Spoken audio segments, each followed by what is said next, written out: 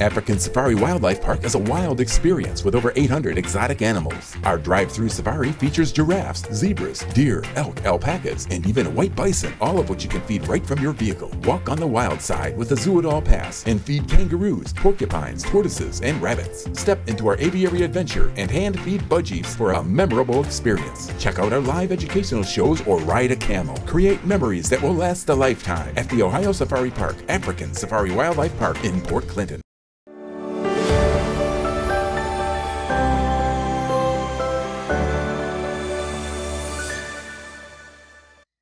Well, happy Tuesday. That's like a Monday, but it's Tuesday.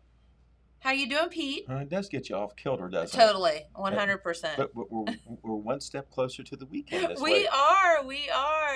No, happy, again, Tuesday. That seems like Monday, but that's okay. After a wonderful holiday weekend, absolutely beautiful weekend. And of course, Jennifer here to start off the morning show on Main Street TV with our good friend Pete Wilson, whose morning news update is always brought to you by Nia Henry, agent for Appalachia Realty. And if you're looking to buy or sell or have any questions, give her a call, 740-418-4135, and she'll work hard for you. Okay, well, considering, you kind of led me into it, considering what we just came off this weekend, had great weather. Yeah. All the 4th of July proceedings came off. I think they were all successful. You know, so much the weather plays a role in that. And of course, last year, does. you know, we had the COVID-19 situation where a lot of it just didn't happen, sadly. It was so sad. The 4th of July, in addition to being, you know, America's celebration, really an upbeat thing, it's in the middle of the summer, and if you can get the good weather and you have all these activities planned, I mean, it is just a great time. And Absolutely. Our new staff was out among everybody over the weekend in these activities that we had, Jackson, Wellston, Oak Hill, MacArthur, Wilkesville, and all of the above. All of the above. And where I was, Jennifer, I was to several venues and several different activities and events. I just felt a positive vibe. I truly did. It wasn't just me. I felt a positive vibe. People were so glad to be out again, and you weren't looking over the shoulder on anything, any kind of restrictions. A little bit normal. Like the masks or the social distancing or whatever. And I'm not poo-pooing those things because, you know, there's still COVID cases happening. But I'm just saying it was like, you know, it was just like a release from prison almost. You're right. A government-imposed prison, health-imposed prison because of, you know, what we had to deal with. And, you know, I think this has been the first holiday since all of this happened where I think it's the first time where you could be a little bit more normal. And I think people were just really ready for it. Right. They really were. And of course, the fact that the 4th of July is such a kind of like a joyful thing anyway, a celebrative thing. Yes. It just all came together. And on top of that, perfect weather. No rain, no 90 degrees and high humidity or whatever. It was great. So no, you couldn't room order better weather than what we had. Not. And that means so much as far as the comfort level of people being out because, you know, you don't have to go out, you know, on those things. So that is so important. But as I said, Jennifer, we were out taking pictures, covering events, and there was a lot of them directly involved with the 4th of July. Some other events and happenings that were scheduled maybe because of the holiday weekend. And of course, another positive aspect, you know, you had the 3-day weekend worked in this time. I know, worked out really well. You even had Monday, July 5th to recover, you know, after the weekend, and even the mailman got it off. I know. So that was very nice. But, you know, we're going to start up in Vinton County because there was some, in addition to the happiness quotient, there was some news value to some of the things that happened this weekend. And up in Vinton County, of course, the Vinton County Athletic Boosters crown royalty every 4th of July. True. Of course, they didn't do it last weekend. And this is the new Miss Vinton County through 2021. Her name is Courtney King. And there she is beaming with a bouquet of flowers and the Miss Vinton County crown. That happened on Saturday night. That contest was at Vinton County High School, and she's a pretty happy young lady. And she wasn't the only one to receive a crown. There was also, here is the complete royalty group. The Miss Vinton County, Courtney King and her 2 attendants, and then the Little Miss Vinton County entourage. and we're going to name them for you. If you're looking that they're on your monitors, on your monitors, if you're watching on Facebook, they're in the front row on the Little Miss. We have from left to right, we have Little Miss First Attendant Vivian Timmons. We have Little Miss Vinton County, Her Highness Mia Johnson. And then on the right in the front row is the Little Miss Second Attendant Drew Leach. Then in the back row is the Miss Vinton County royalty. From the left to right, First Attendant is Tommy Swikert. Miss Vinton County, of course, Courtney King right there in the middle rear. And on the right in the back row is the Second Attendant for Miss Vinton County, Alexis Hollingshead. So congratulations to all those young ladies. The Miss Vinton County contest goes way back in Vinton County. They've been doing it for a while. The 4th of July, Yes. a big celebration up there. The athletic boosters do it to do something for the community, but also something for the kids too, something for the kids to look forward to on the royalty. And then also another thing that they do is they announce the athletes of the year at the proceedings. Oh. And this year they named 5 different people to be the athletes of the year. And each of these recipients not only won a plaque, but they also received a $500 scholarship. So that's nice, plus the Whoa. recognition there at a public event. But this year's recipients for the athletic boosters are as follows, and these are all athletes who not only did well in school, that's part of it, but course. also were high achievers on the sports field. Elijah Williams, of course, we've met him. He was a state track meet qualifier. Yep. There was Olivia Mayers. She qualified for state cross country, and I believe she was also the valedictorian of the class. Okay. Zach Radeball was a standout football player. Lance Montgomery was outstanding in both football and basketball. And Morgan Bentley was not able to attend, but we remember her. Of course, she was one of the top players That's right. on the Vinton County girls basketball team. They That could have just made the whole team one of the 5. they could have done that. Well, they had their place in the parade, the girls basketball Did team. they? Good. Yes, they were in the parade as a unit all their own. But Morgan was not able to be there. But of course, Morgan also was the individually is now the career leading scorer in Vinton County High School girls basketball history. Pretty So neat. congratulations to them. Elsewhere, all around in Jackson, of course, they had activities at Manpower Park. Yep. Had a big parade. Had the Freedom Fest 5K in the morning. The Chamber of Commerce does that. And there is one of the better fireworks pictures that our own James Hamilton took. Yay, We have that James. picture posted, and you see from the elevation, James took it upon himself to. I think you may be collecting some hazard pay too. That hasn't been approved yet. But He shimmied on up, didn't he? he was up on the roof, 90 degree up a ladder. Once you're on the main roof to get to the highest level, no guardrails up there either. He's crazy. But he was up there, and you see it made a difference with the All in the name angle- of photography. angle there of the shot, and with the Apple Tower there in the background. That is a very special photo. So It is. we know we're going to see some photos in the paper of the fireworks and everything else that went on, but that's one of the better ones. And we salute James Hamilton, Thank you, an award-winning James. photographer for that. Yes.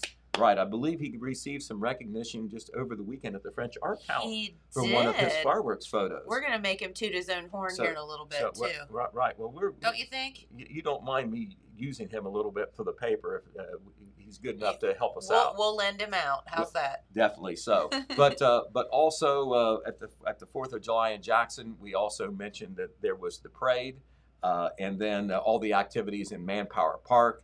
That included the Jackson Area Kiwanis Club doing their kids games. A lot of fun there. There was a lot of people in the park. They had some concessionaires there. There was some music playing, and a lot of people were there for the fireworks, Jennifer. Yes. So, just a very good attendance. And on that parade route, it was about a 20-minute parade.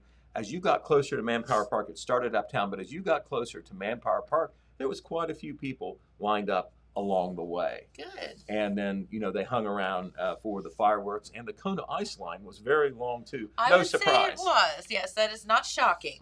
But anyway, speaking of the fireworks, we have them posted, on our Facebook pages. That's right. James took care of that too. But we want to recommend that you check out our YouTube pages, because we have kind of That's like a right. higher resolution, higher quality version of the fireworks videos, both from Jackson and Oak Hill. That's right. So go to the Total Media YouTube page, and then under that there will be like a playlist, and you can watch those fireworks. And like you said, higher resolution than what you got to see. Well, not in person, I guess. Well, maybe, I don't know. But what you got to see on our live feed when they were doing that. But this is going to be, I mean, it's going to be like you're there. Right, yeah. If you were out of town or just didn't want to come out, it was too late, like, oh, I don't want to fight the I traffic mean, that's or way whatever. past my bedtime. Pete. Right. No. Well, okay. Well, see, this is a chance to see it on the back end. You may have, there may be different reasons that you didn't make it, or you obviously can't be two places at once. Yep. We had 3 fireworks displays going on basically almost the same time in Vinton County, in Wellston, and in Jackson. This is a chance to to see 2 of them at least that we were able to record. The Oak Hill fireworks were the only ones that were on Sunday evening. So anyway, in Wellston, they had Celebration of Our Nation. I know they had a big crowd for that, a lot of activity around Pride Park and the depot. They also had a big parade during the day. They had a classic car show, cornhole tournament. All this is taking place on Saturday. After the parade, before and after the parade, they had some live entertainment downtown. Jackson's Pudge Gillum was one of the performers. Yep. So a lot of folks like to listen to him. He always has a live wire performance, puts everything into it. And then, of course, in the evening, they had a fireworks, Wellston did, at 9:45 p.m. And so all that in Wellston. And then in Oak Hill, Tammy McCain was up here, of course, talking about that last weekend. The Oak Hill Athletic Boosters kind of marshal things down there. And Tammy McCain is the chief organizer. She just does a remarkable job organizing things. Want to salute her. But over a 2-day period on Saturday and Sunday, had a parade and a baby contest on one day. Of course, the famous Oak Hill Boosters fish booth. You can get more than fish there, but fish is their trademark item. It was working on both days. And then on Sunday, I believe you had a car show, you had a golf cart parade, and then, of course, you had a concert with Dan McCarty that backed the police department. And there is a picture from that. If you're, watching on Facebook, that is Dan McCarty performing. And all the proceeds from that concert went to the Back the Blue fundraiser to support law enforcement. And that, I know that Dan has done one last year about this time, maybe a little bit later in the summer, to support that cause. And so all that at Oak Hill. And of course, the climax was the fireworks display on Sunday night. And we want to, say that I think everybody enjoys the fireworks without a doubt. A lot of people come out to see them. A lot of people, we can tell already just on our Facebook, they view them later or they view them again. Yes. These fireworks displays just don't happen.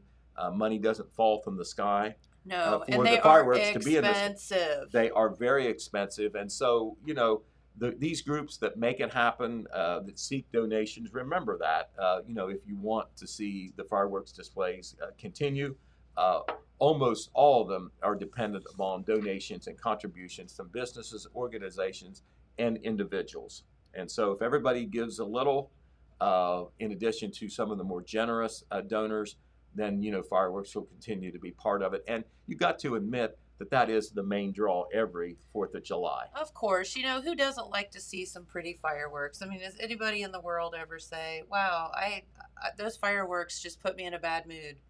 Right. Well, I tell you, no, they all put a lot of money out for them, and they're all ooh and all type stuff. If you're looking at them, and they usually have a grand climax to them where they're shooting some extra flares up there. In Wilkesville, not to overlook Wilkesville, there was a parade there on Sunday. Just a little town with about 200 people, but they put on a heck of a 4th of July parade. They do awards on their for best decorations and like that. And that was one of the events that took place Sunday, as well as the second day events in Oak Hill.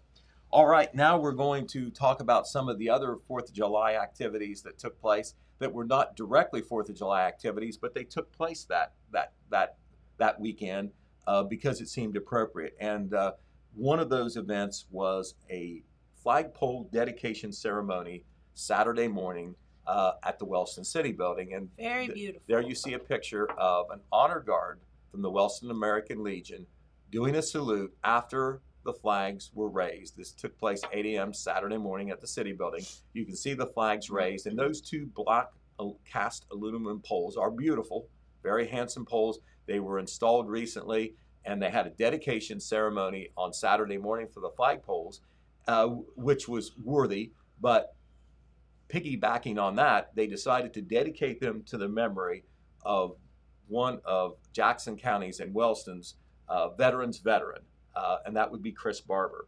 Mr. Barber, who graduated from Jackson High School, has lived in Wellston for most of his adult life, former city councilman in Wellston, former city service director, but probably the thing that that was closest to his heart was supporting veterans. He was a veteran himself, served in the Vietnam War.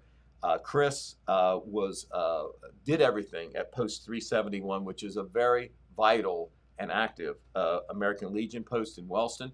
He's been the commander before, and it's just behind the scenes and in front of the scenes, just doing a lot of the work. Robin Johnson, who is the current commander, said, she said this during the ceremony on Wednesday. She said, Chris Barber was willing to do everything, therefore he was asked to do everything, and he did. He was one of those types, that makes sense. Yeah. that you could always count on. And so that ceremony was also, we should also credit Anthony Brenner. He is the service director in Wellston. He had the idea to replace the flagpoles and then to dedicate them to the memory of Chris Barber. Of course, he was there along with Mayor Charlie Hudson on Saturday, and a good many folks turned out to see that, including members of the Barber family and Chris Barber's widow, Peg Barber. Mm-hmm. So very nice event. And I do want to say this, if we can self-promote just a little bit. We worked this weekend, the Telegram worked this weekend, of course the radio worked this weekend, covering, doing some remotes from the fireworks and so forth. James out there doing some video on the digital side, taking some pictures for the newspaper as well. And all this coverage, has already passed, but a lot of it on the newspaper side, you'll see in Wednesday's paper. We can't put all the pictures in that we would like, but I can tell you that we took a lot. One of my big jobs yesterday was sorting out, deciding what we can get in the print edition. That would be a hard one. So there will be lots of pictures in our Wednesday edition, and I think then if you think I was just giving you the Chamber of Commerce line about how great the 4th of July was, you'll see how many people had a good time in those pictures. You're right. And we'll have them from every community in Wednesday's paper, as well as a story about the flagpole dedication in Wellston. Okay, now there was some hard news that occurred over the weekend, and it was actually on Friday evening. You recall we talked last night about the issue in the city of Jackson about a proposed project where Buckeye Community Services would like to build a new group home for eight developmentally disabled adult females. Currently, that group home is on South Street. It's been there since the late 70s. Some of those same women have been there the whole time. They would like to build a new building that's a one-floor thing, an improved version from the house that they have been in, the multi-story house that they've been in all this time. Sure. That's at 6 West South Street. Getting a little hard to navigate the stairs and all of that, I assume. Right. And so here's the issue as it played out, and then this played out again at this Zoning Board of Appeals meeting on Friday evening. The area where they want to build the group home, it's on West Huron Street, just west of the Bennett Avenue intersection at 160 and 166 West Huron Street. Those are 2 empty lots right now where they would like to put a group home facility, which they say, will be consistent with the zoning laws and the building regulations and all. They can build it there and build it there, legally as far as building and zoning regulations go. However, in the city of Jackson, based on the 1983 zoning law, that is a residential neighborhood. And whenever you put something that isn't a strict single-family resident, Sure. you have to get what is called a conditional use permit. Yes. And that's just not for group homes, that's for a lot of different facilities that would not quite fit as a single-family residence. And part of that process is informing everybody, within a certain distance of the neighbors that this project is there. Then the zoning board has a meeting. At the meeting, of course, it's a public meeting. Anybody can come there and comment and weigh in on the project, pro or con. Well, that happened on June the 28th at prior to a city council meeting, had a zoning board of appeals meeting, and there were a large group of neighbors. I think 6 of them actually spoke opposing the project. Buckeye Community Services made their pitch on why the project is needed and why they think it's a good thing, and they say that it will comply with all the zoning regulations as far as the structure and how it's situated and the parking and all that. The zoning board on June the 28th did not make a decision. They wanted to know more about the site plan. They wanted to see something on paper more than what they saw on the 28th, and they punted to a meeting on July the 2nd where they would make a decision. Well, at this meeting, they had already had the chance to see the site plan. They heard more from proponents and opponents, and then they made a vote. And there's 5 members of the Zoning Board of Appeals, but only 3 were there that night. So they did have a quorum. They could have a meeting. All right, the vote was, and this is the confounding thing, the majority voted in favor of the conditional use permit, which would allow the project to go forward and grant them the conditional use permit, which is necessary. The vote was 2-1. Members Tanya Hatton and Sid Smith voted in favor. Board member John Ondara voted no. And Ondara said he based his vote on the fact that, they have to inform the neighbors. The neighbors came out, and it was true. The great majority of the neighbors were against the project. There was one young lady who spoke at the July 2nd meeting who was a neighbor who said she was for it, but most were against it. That is true. And so the vote was 2-1, so it goes forward, right? No, it does not go forward. Right. There is something in the Jackson City zoning regulations that says there has to be 3 yes votes, which would represent a majority of a 5-member board. If the other ones weren't even there to vote. Right, and but they weren't. Ryan Peters, who was the chairman of the board, was not able to attend, and neither was Bob Mayhew. So that meant that only 3 of the 5 zoning board members were there. Now, let's just say, this is the way I understand it, I think I'm accurate. If all 5 members would have been there and the vote was 3-2 in favor, even though 3-2 is not as good as 2-1, if you look at it proportionally, it would have gone through. Yeah. Because you need the 3 votes. So anyway, as it stands now, the group homes conditional use permit was turned down, which means according to the city zoning law, they can't get the conditional use and it can't go forward. Oh. Now, there were BCS officials there, of course. We're talking about the executive director of Buckeye Community Services, Tanya Leon. We're talking about at least 2 of the board members. Patrick Ball was there, and the board chairman, Susan Daniels, is there. Okay. Based on the comments that these officials made during the meeting, and then especially after the meeting, when they wanted to talk to me as I was covering the meeting, they believe that the decision is counter to federal law that is in the American Disabilities of America Act and the Fair Housing Act.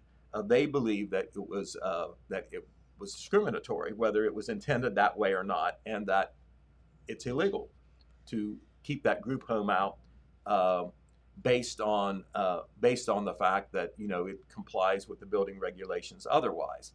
Oh man! Now the city, Dave Swackhammer, of course we know Dave. He's the service director there. He stated that it's in the city zoning law. It doesn't matter whether it's a group home, church, whatever. It's not. They're not picking on a group home. This is just the process, and the process calls for informing the neighbors. The process calls for allowing for neighborhood input. And John Ondara, who cast the no vote, he did not speak any personal opposition to the group home or support either way. He just said that his vote reflected the wishes of the great majority of the people in the neighborhood. He's doing what he thought he's supposed to do as a zoning board member, listening to the public input of the neighborhood. So, you're weighing possible discrimination intended or unintended. And I will say this is important to say. None of the people who spoke from the neighborhood, the first meeting or the second meeting, expressly expressed opposition to the project based on the fact that it was developmentally disabled adults who would be living in the group home.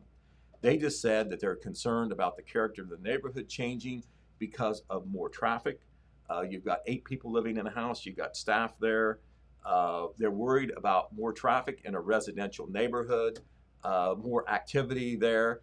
And they believe that as neighbors and property owners, they have a right to say, we want this or we don't want this. And to them, it's about a larger project going in there rather than a single family home. And so they're making their wishes known. So this is the issue that is facing the city still. Tanya Leon and Susan Daniels didn't make a commitment one way or the other, but they feel that the decision is counter to law. They feel that it's wrong. They're disappointed by it. They would like to see the city reconsider. They believe that if the city officials, maybe this would start with the administration, would, even though they were not directly involved in the vote, it was this zoning board. Yep. They believe that if the city's legal counsel looks at these discrimination laws that were alluded to and referred to by BCS, that they would realize that the conditional use permit, throwing that out there as a determining factor is unfair and maybe illegal. And so that's where the ball is on the court. We'll see what happens. Certainly the possibility of the issue going to court is there if Buckeye Community Services chooses to go that route. They would rather not. They would like to get with the city, have the city's legal counsel take their own look, and see, if they agree, if the legal counsel and then the administration agrees that there ought to be a reconsideration due to the law, if no other reason. So we'll see what happens. I know that Mrs. Daniels and Tanya Leon both feel that even if they don't get any reconsideration from the city on this case, they feel that they would run into this issue a next time, and it needs to be resolved, because they don't want to be blocked by a conditional use permit that happens the same way this has happened. Well, you kind of have to look at the facts, and this is just my opinion. These ladies have been there for quite some time. They are aging a bit. They need a proper facility. Mm-hmm. That's a fact. Mm-hmm. That is true. They've been where there it's going to be, I don't know, mm-hmm. or whatever, but the fact is they need a place that they can navigate. Right. And at this second meeting, there was more people speaking out in support of the BCS proposal. There were some staff members and officials, board members, administration that were speaking. One of the ladies who live in the group home spoke.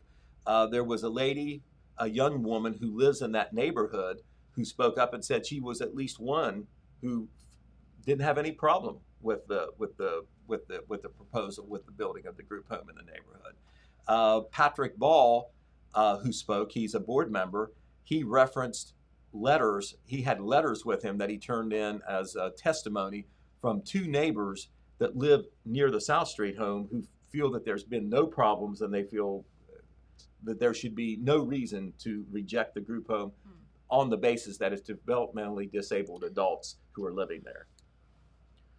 Yeah, I think you have numerous issues going on, whether people want to admit it or not. Right, exactly. So I have a feeling that this is not the end of it, whether the end of it is now or it's on down the road. This issue will probably come up, because I know that the BCS officials feel they don't want to have to be at loggerheads with the city, but they want to stand up for their clients, their developmentally disabled adults. That's their job. Who are affected. Yeah. So that's glad I'm not making that. Aren't you glad we're on this side of the desk? Yes, that's the situation. We can just run our mouths about it. That's the situation. I hope I framed it correctly, but that's where we stand right now, Jennifer. That's sense. One of those ones where you say, we'll see what happens. All right, another issue that played out last week that we haven't talked about was the last meeting of the Jackson City Board of Education. And this was a meeting where, you know, the public could come and all. And one of the publics that came was a large group of Jackson City School District teachers. And they were Okay. there. Not very many of them spoke. Jim Parsons was one of them who spoke. He's a veteran teacher in the Jackson City School District. There he is speaking at the Board of Education meeting. And he made a pitch to the Board of Education and to the superintendent and to the public, because this was a public meeting and we're covering it, that the teachers feel that they need to be treated better in the next teacher's contract. They pointed out that 10 years ago, when there was financial problem, they made concessions with the idea that you know, when things improved, you know, they would get a better deal than what they did before, and they went along with what the financial situation was, and in their mind accepted what they feel were concessions and compromises to what they would expect to get in a contract. Sure. And both of these sides threw out numbers on average salaries and all like that were not exactly in line. They didn't jive, did they? They viewed the numbers differently, Yeah. and we're talking about Superintendent Phil Howard speaking for the administration, and then a couple of different folks who talked to our associate editor, Phil Buffington, who wrote up a great story as far as laying it out, the facts of what both sides are feeling. But contract negotiations are coming up, and we do know that the teachers are adamant that they expect to make up for some of the concessions they feel that they agreed to in the past, being good team players. Yep. And we know that the administration doesn't totally agree with their view of the facts. Well, and it all comes, you know, it's about money, obviously, and it's like I don't know. That's a toughie, because, you know, schools have to run off of a budget, but the teachers feel as if they're promised one thing and then maybe have not had those fulfilled. Well, so you kind of see all sides. That's really hard to see what, you know, to know what's going to happen there. Well, you got a lot of stakeholders involved. You know, you've got the teachers, a very important body within our schools. Yes. You've got the administration who has to look at things also from a business angle. You got the residents out there who may feel very strongly in one way about making sure that the teachers get a good deal, as they have a very important role in the community. And you've got those taxpayers Sure. who are very guarded about how money is spent. Yep. So, you know, once again, another issue out there. And I'll tell you, the story that we had in our Saturday paper, it's online. We also have a link to where it's on Facebook as a link through the website. You need to be a subscriber to see that story. But, you know, if you want to know the ins and outs of that story, all the facts, all the numbers, it's a lot of information, but it's out there for you. You don't have to, you know, go on rumor. Well, thank you.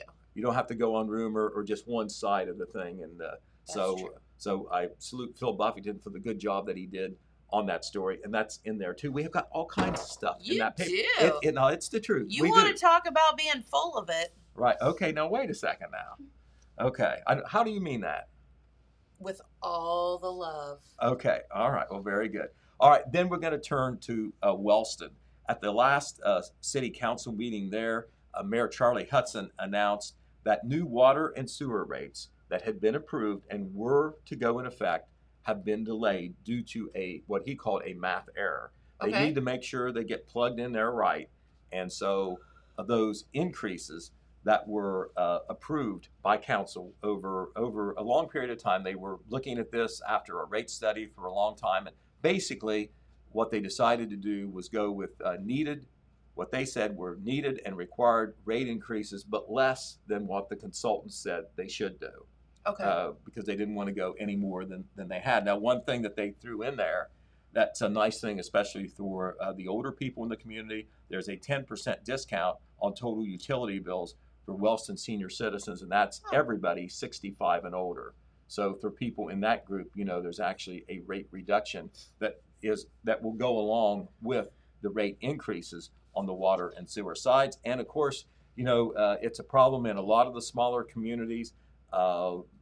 the water and sewer lines, they have a life too.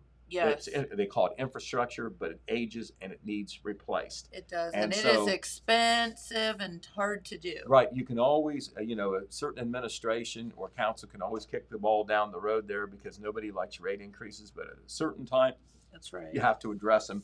And they're certainly doing that in Wellston now. And doing it, I think they're trying to do it as frugally and as fairly as possible. All right. In MacArthur, the police department was celebrating. They thought this was a big deal that they even had a little a media event about it. And that is they have a new police vehicle, a new SUV. There it is. Oh, and the puppy's so happy. That is Zara. Now Look at her. Zara wasn't looking at the camera for Red Thompson when he took the picture, but Zara is a beautiful dog. I think she's howling in excitement. Right, K9. She's going to be able to ride in that new. She said, "Look at my She's car." going to be able to ride in that new 2021 model Interceptor SUV. Nice. And the reason that MacArthur wanted to acknowledge and celebrate the arrival of that new police vehicle is that they got a lot of help from the former Vinton County prosecutor, Tricia Kimes Brown. And if you're looking there on Facebook at the picture that Jenna's been good enough to post for us, Tricia Kimes Brown is pictured there second from the right. She's the former Vinton County prosecutor. When she was in office, she made a commitment to use some special funds in her office that I'm told came from drug forfeiture money. Okay. And she had the discretion to use them to a degree how she wanted. And she thought that would be a good way to fight crime in the future, to help the MacArthur Police Department, of course, which is an entity in Vinton County, to get a new police car. And that paid for the lion's share of that new cruiser. The village put up the remaining part needed, which was $8,500. And so that picture was taken last Thursday evening, had a media event there to celebrate it.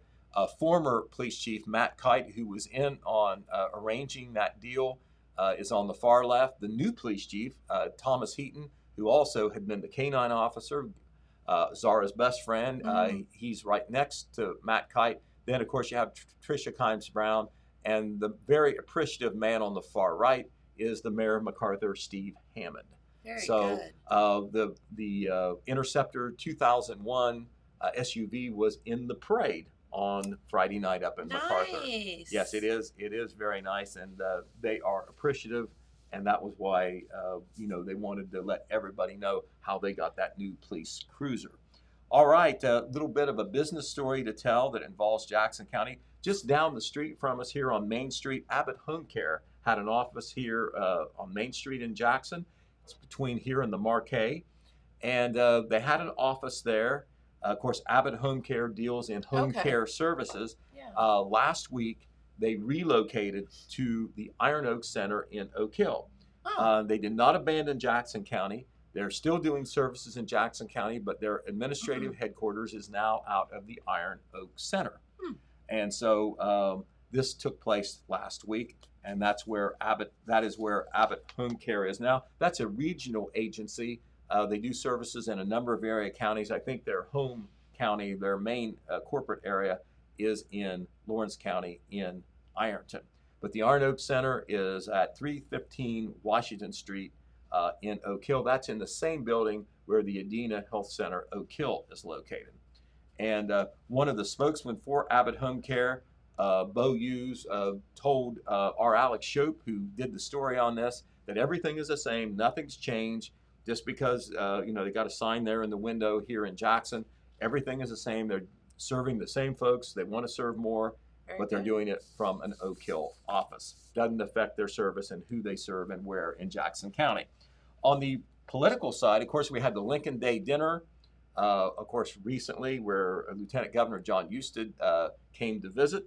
The Democrats, the Jackson County Democrats, will have an event, a little bit different format. It will be tomorrow evening. They will meet at the Jackson County Municipal Court, and their speaker will be a United States Senate candidate, and that is Tim Ryan. Tim Ryan is a pretty well-known United States congressman. You've seen him on the national news before, kind of as a spokesman for Ohio Democrats and even on the national scene. He's spoken a little bit. He serves an area in Northeast Ohio. Well, he is one of the ones who is running for the United States Senate. A lot of interest in that seat, Jennifer, because Rob Portman, who has been in there for 2 terms, Right. announced earlier in the year that he would not be seeking re-election. So the Republicans and the Democrats coming out of the woodwork, the wannabes, to get that position. Of course, United States Senate, very prestigious. When you get elected to that, Yeah. you're in there for 6 years, a 6-year term, not a 2-year term, like a congressman. And so Tim Ryan is one of the Democratic candidates. And Lisa Parker, who is the new Democratic chairman of the Jackson County Democratic Party, Okay. she has been very active trying to build the party back up, make it more active. Well, if anybody can, Lisa can. Right, she is a go-getter for sure. She is. Very, very, very committed and passionate about politics in the Democratic Party, and she arranged for Mr. Ryan to speak to the local Democrats. That meeting will be tomorrow at 7:30 p.m. or at 7 p.m. At the Jackson County Municipal Courtroom. Mr. Ryan will speak at 7:30. He will not be there in person, but he will be speaking virtually through Facebook or YouTube, something. Okay. He just to the Jackson County Democrats. This isn't some recording or whatever. He's speaking to the Jackson County Democrats himself. I think the public will probably be able to link if Lisa can figure a way to do that. But that, once again, Cool. is on Wednesday evening. The speech is at 7:30 and the meeting is at 7. All right. We want to remind you that this is the registration deadline for the special election in Vinton County that involves the United States Congressman seat. We talked about that last week. Republican Steve Sivers, who has held that seat in the 15th District, that includes Vinton County, stepped down earlier this year to accept the president and CEO position of the Ohio Chamber of Commerce.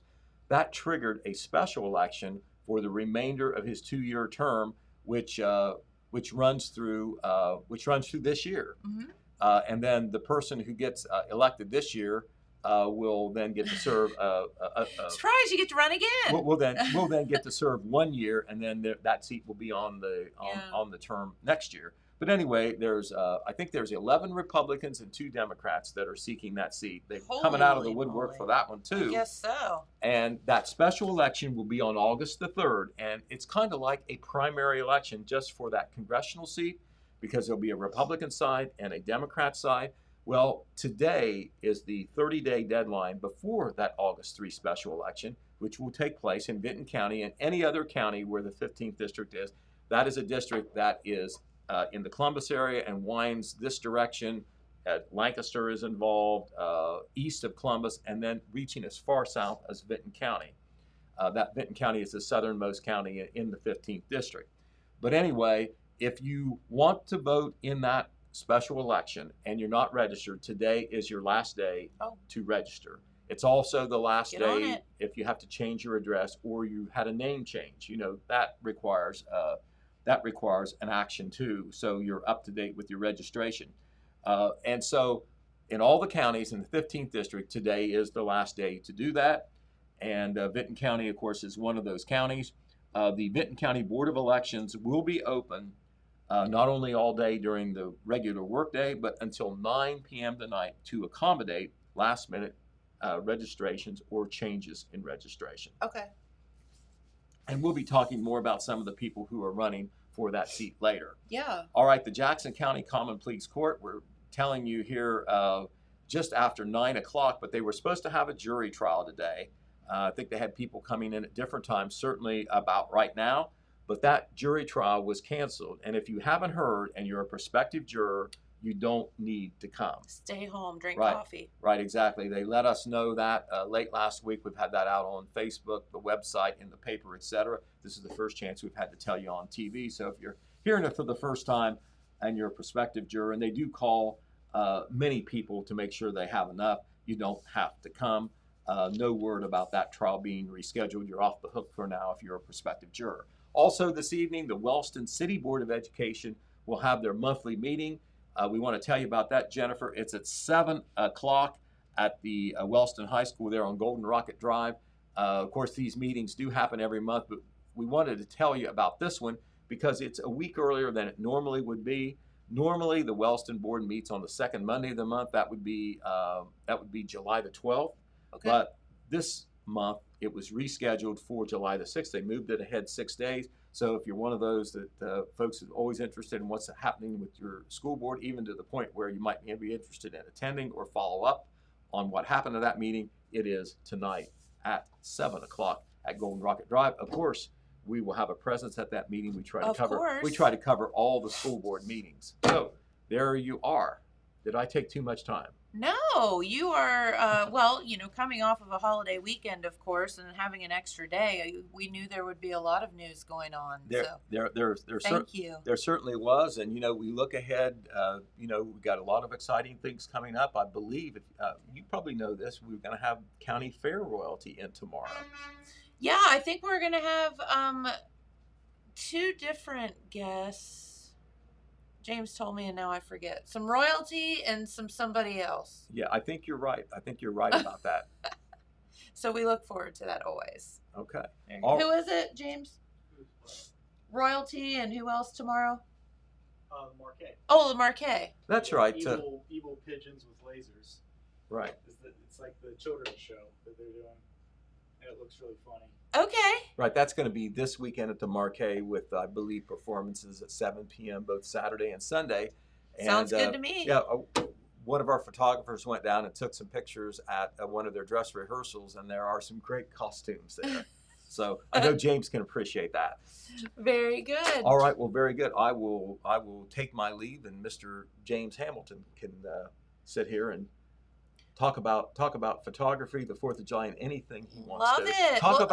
He's a Reds fan, and the Reds are on a roll right now. You talk about that. That's right. All right. Thanks, Pete. Of course, Pete's morning news update brought to you by Nia Henry, agent for Appalachia Realty. If you are looking to buy or sell or have any real estate needs, give Nia a call, 740-418-4135, and she'll be working hard for you. All right, Miss Jenna, let's head on over to your Total Media Radio weather forecast. And there it is. Not too bad. There is a little chance of rain here over the next couple of days, but they're calling for today mostly sunny skies, highs around 93 degrees. For tonight, mostly clear, lows around 69. Then tomorrow on Wednesday, a 50-50 chance of rain with highs around 90 degrees. And then a little bit cooler on Thursday and Friday with those mid-80s to low 80s back. But Thursday looking like 70% chance of rain. So who knows? It's one of those. I don't know. I thought it was going to rain this weekend. It didn't happen. It was mostly beautiful. Well, it's not going to rain on our 4th of July parade. So you were out and about all weekend, James, and thank you for that. And you did shimmy your rear end up on the top of this building like Spider-Man. I think I might be retiring from that. I think this might be the last time it's really cool, but I just don't know if I want to do that ever again. Yeah. There were some angry birds up there that didn't want me in their home.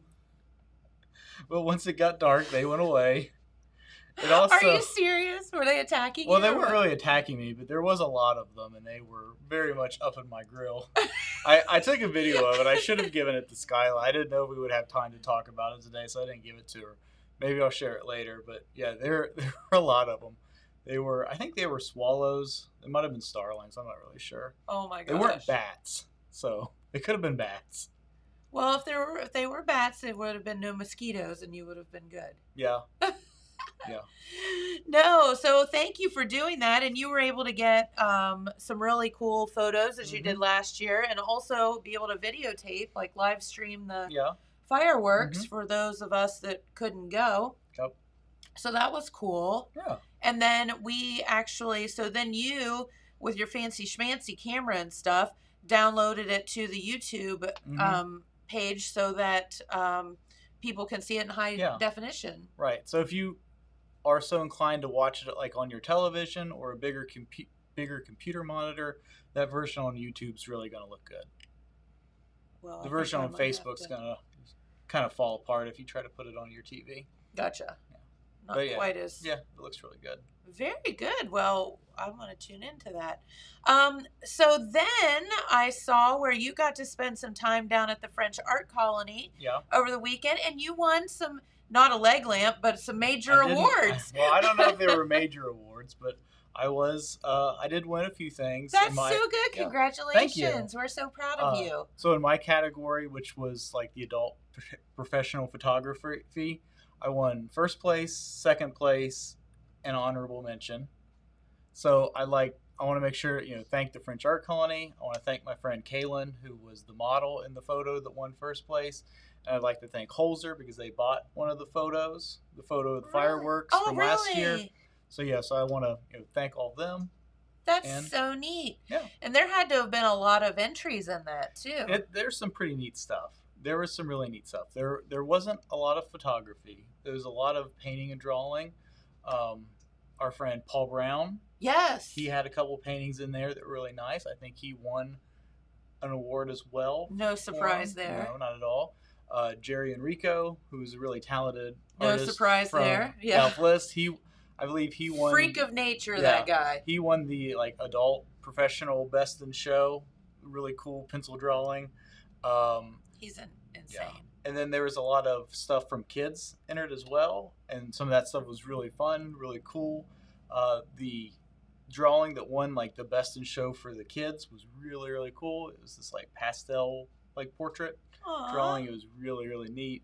And there were a lot of just kind of fun sketches that kids did. There was one that I was particularly fond of. It was just, it was kind of a scribbly drawing of a Tyrannosaurus Rex standing next to a regular person, just to give the scale of a person between a dinosaur. It was really cute, really funny. Just a kid thing. Yeah, but it was really fun. And the main show will be on display at the French Art Colony during regular business hours through the end of July. Okay, so you have plenty of time to go and see it and see James's major awards and no leg lamps, but ribbons maybe. Yeah, instead. well, I was hoping that they'd let me take the ribbons so I could come in today just wearing a bunch just of wear ribbons. them in your hair Yeah, and stuff. well, the kids at the county fair, they put them on their belt and stuff. Clip it on your shirt. Yeah, but they wouldn't let me take them. Yeah. If you are interested in going up there, I'd recommend you check out their website or their Facebook page, because someone asked me this: is the French Art Colony doing music this summer? And the answer is yes. Oh, okay. I think it's once a month. I don't think it's every week. I think it's once a month. But they will have a free concert there at the French Art Colony in that outside area. So that's really cool. And if you've not been to that outside area, especially at night when they can turn on the lights and everything, it's really pretty. So that would be a good opportunity to go down there. Just make sure it doesn't rain, because I think they've had to cancel it 2 or 3 times already this summer because of rain. But Come they on, are work with us a little bit. But they are having the music down there. Well, that's very good, and it's a beautiful, beautiful location. And just before you make the drive, just check out their Facebook or whatever and make sure that they're open. I don't know what their hours are right now. So. Yeah, I'm not sure either, but it's at least 5 days a week, probably. Yeah. So just probably Tuesday through Saturday or something like that. Yeah, just make sure they're open before you drive down. Yeah.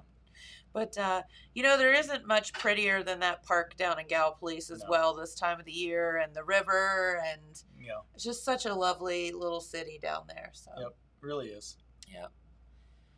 So, did anything exciting happen over the 4th of July for you guys?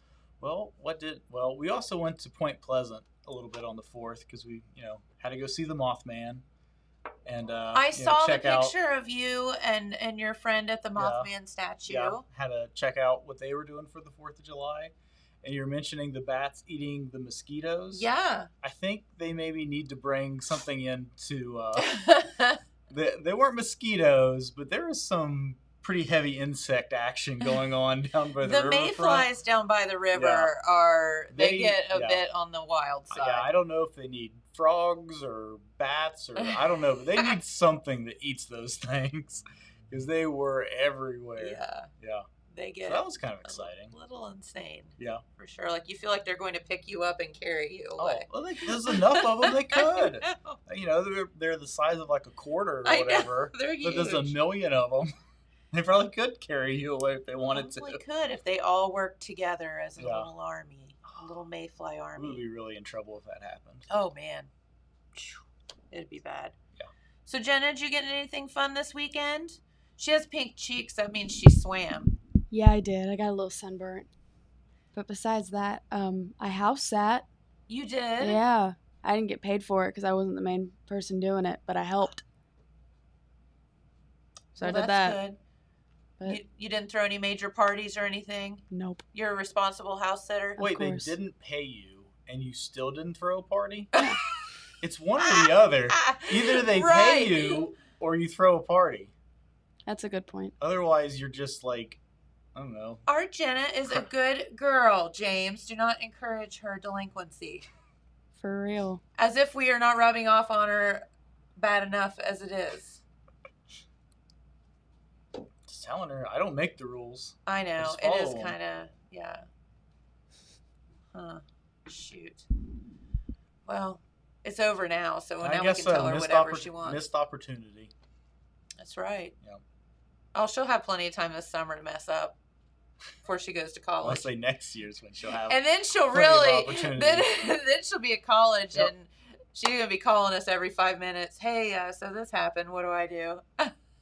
What do I do? I don't want to call my parents. I will call my parents. I'll call James and Jennifer. Yeah. No. Don't. I won't answer. I'll call James and Jennifer. Oh, I've call gotten some of Jennifer. those fun calls before between nieces and cousins and everything else. Anyway, so went to a fun place in, I'm trying to think the city. Somewhere in Ohio. That narrows it down. Somewhere in Ohio, there is a brewery called Woolly Pig. Yeah. And it's out in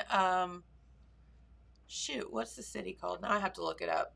Because I was like, I didn't even know that there was a place in Ohio Yeah. called that. But the cool thing is, so you drive through Newark to get there. I had never seen the Longaberger Basket building. So we're driving down the road. I'm like, oh, So is that place there it is. So is it still for sale? Or Yes. is somebody else? $6.5 million. $6.5 million. Yeah. Because Jamie and I are For like, a oh. big basket. Yeah. Is it in What? Fresno, Ohio? Yes. Thank you. So what would you do with that? Would you turn it into apartments, make it a museum, make it a hotel, make it a... So the thing was, I was looking it up. Jenna, I'll send you some pictures if you want to.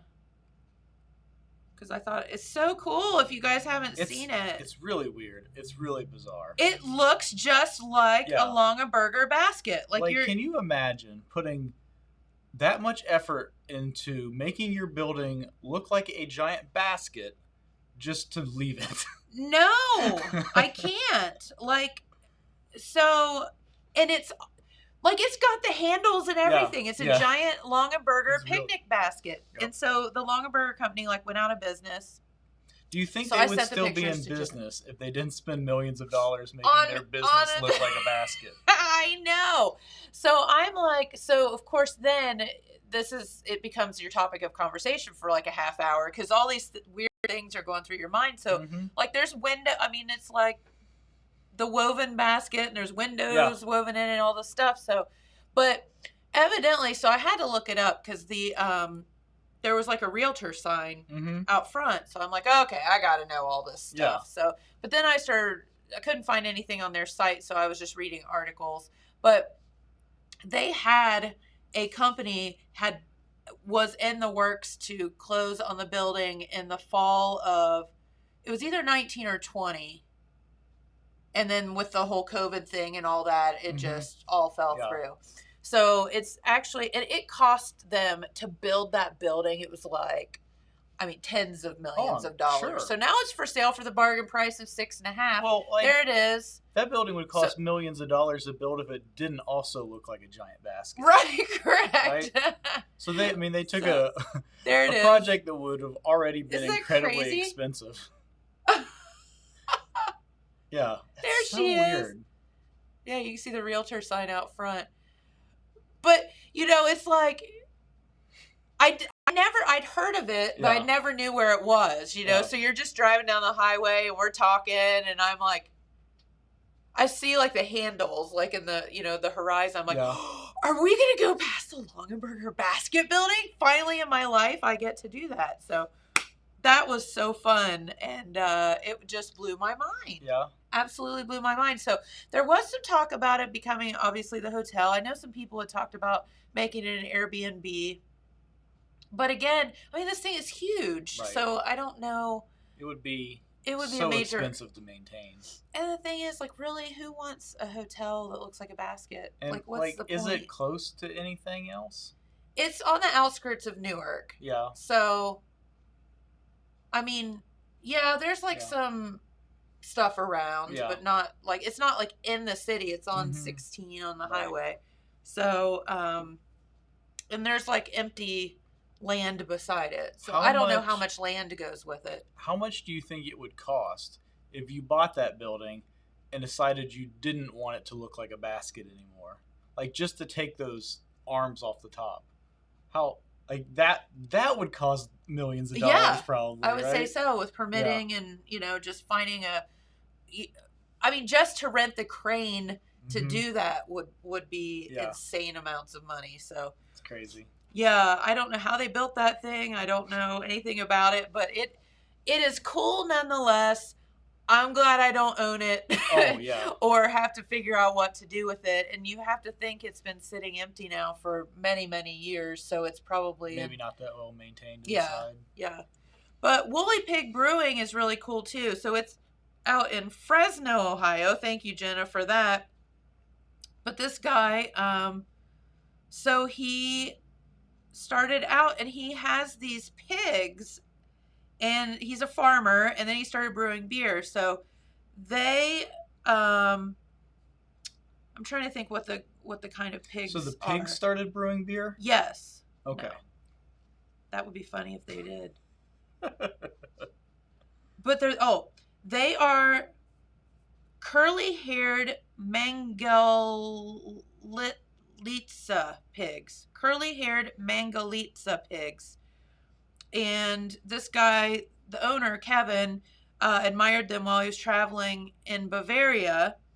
And they love foraging on walnuts on the farm's hillside. So it's just this big farm out in the middle of nowhere. And then this guy started brewing beer. Well, he brews like Bavarian stuff. So he does a lot of Pilsners and things like that. And I was like, oh, that's not very exciting. But they were fantastic. So and it's really cool because it's just out on this big farm, and it's just a really neat place to stop and visit. So we stopped and saw that. And did you see the pigs? Yeah. They're just out there hanging out? Yeah. So I didn't get a picture. Jamie did. I buggered up my knee a little bit, and you had to walk a pretty far way to go see the pigs because they were in the barn, far barn. So I didn't go. Jamie and Marley went to see them. Oh, what did Marley think of the pigs? Well, that's what my initial thought was, but he said that they were kind of back in a corner because it was hot and they were kind of in the shade. So she didn't really lock eyes with them because I was very curious to see what that interaction was going to be like, but it was okay. So we did that, and then fun. Yeah, and then there's this really cool place in Coshocton that we stopped on our way back you guys through. went everywhere. Well, it's all on the same road. Yeah. So, like, you get on 16 and it's just a straight shot. So you go through all these different places, and it's called Roscoe Village. Sounds fun. That's the like old timey. Yeah. Yeah. One of my friend's mom used to work there. So cool. Yeah, she did the bonnet and everything. Oh, and, okay. I don't know, she made blankets or something. She's not there anymore because she's moved, but yeah. Well, there's all these neat shops. There's this really cool restaurant called the Old Warehouse. And they have this really fun big patio off from it. It's got the biggest maple tree you've ever seen, so it canopies the entire patio. And right beside that, though, Marley was very excited because there is a pet bakery. A pet that's baking things for pets, right? Yes. Okay, good. Now, it never dawned on me because Marley is literally the most mellow dog in the world. And we walked in because it was like, of course, she can go in. We went in, and it was like, have you ever seen a child on, like, sensory overload when they're, like, at the zoo or, like, Disney World or whatever? It was like that, but with a dog. She was just like, Oh my god.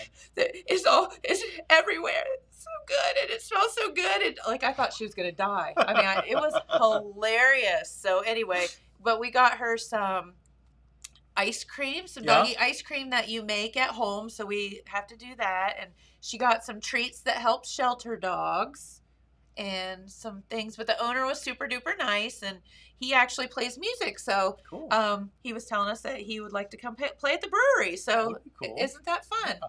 Kind I of works full remember- circle. I remember buying dog ice cream for my dog one time, and it was sort of like a Klondike bar, but without the chocolate. It was just a Yes. little brick, right? Yes. So we put that thing of ice cream down on the like smooth concrete on the porch, and the dog starts licking at it, and it starts sliding around like a hockey puck, and the dog's chasing this thing around as it's like licking it, and as he licks it, it just keeps sliding. Oh, that's And just it- a cruel joke. Oh, it was so funny. It was the funniest thing ever. They do get a little excited. Oh my gosh.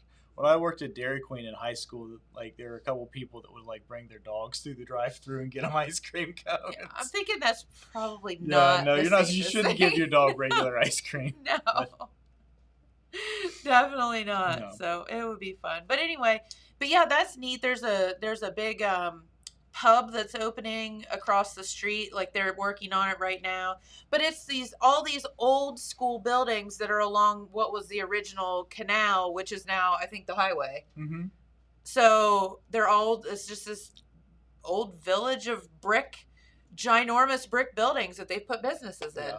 So it's really cool and Mhm. quaint and Yeah.